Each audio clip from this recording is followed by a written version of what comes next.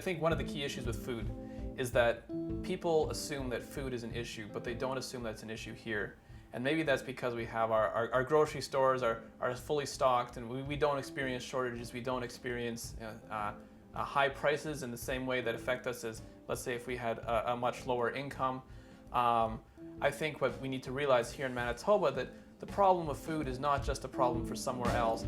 People in the city can't always afford healthy food, but then farmers aren't being paid fair enough for what they're producing. There's too many people in the value chain in the middle between the farmer and the person eating that suck up so much of the profits that it's really created a very unjust system for consumer and producer.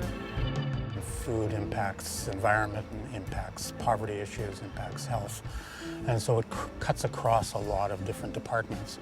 So many of the people who live in this neighborhood are so alienated from food and from any sort of traditional practices around food that they think it comes from a box.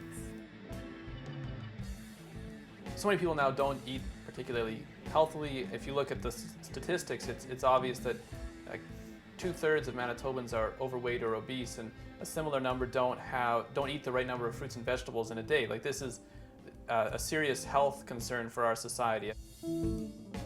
If people aren't eating well, or if people cannot acquire enough food to provide for themselves and their family in a way that is not sustainable, then nothing else can happen. You can have sports programs, and you can have recreation programs and safety programs, but the basis for a healthy community is for people to be eating healthy food and in a way that's sustainable for them and provides them dignity and is a way that they can relate to. I think from the perspective of us in the inner city here, the biggest problems with our food system are usually around access. The question of why junk food and fast food and convenience food is so much cheaper and easier to access if you're on a low-income budget than the healthy food. We need to really develop a way of looking at our local production, local distribution, to ensure that people have access to healthy food and sustainable food. Things are changing. Things have changed, and so we really need to respond, and the way that worked for us in the past may not work in the future. There's so much sort of grassroots, community-oriented work happening around the issue of food. Our community gardens, community kitchens, community cupboards. A lot of the groups are taking what was nothing and turning it into productive space that sequesters carbon and allows people to have food right there instead of having to have it shipped from thousands of kilometers. More progressive cities are starting to realize these things, and they've created zoning designations for urban agriculture and community gardens, and they put a lot of municipal resources into these things. I think it's time that the city start realizing the larger impacts of really small initiatives.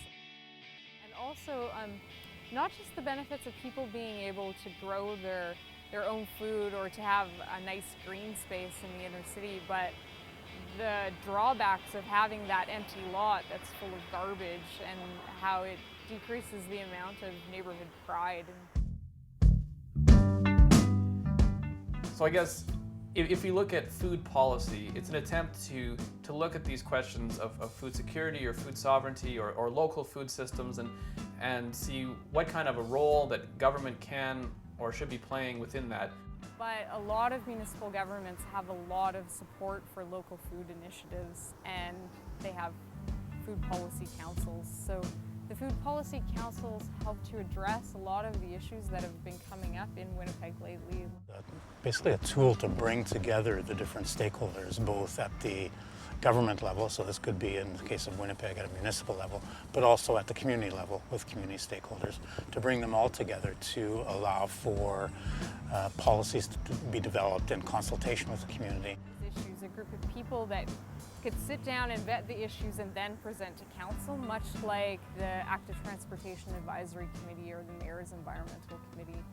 But the idea is very much about partnership. No one player can make the changes in the food system. The food system involves all of us, and all of us are involved in trying to make changes to that. The impetus, I think, should be coming from sort of community members who are seeing these issues in their community, whether that's hunger, or whether that's diabetes, or environmental decline, economic decline. How this is going to be successful is to believe that people have something worthwhile to say. Because I don't know that it's on the agenda. One of the things that councillors respond to is the electorate saying this is important to us. And I don't think they're hearing that necessarily about food. We need to really change the way that we think about local. And that food is, and our food system, which we take for granted, is much more fragile than most people think. People don't want to hand out, they want to hand up. And that's what food security is about, is capacity building and giving people the tools to feed themselves. It's important. And I've got an expression that's called no food, no fuel. And no fuel, no fire. It's just, community development can't happen unless the food security issue is dealt with.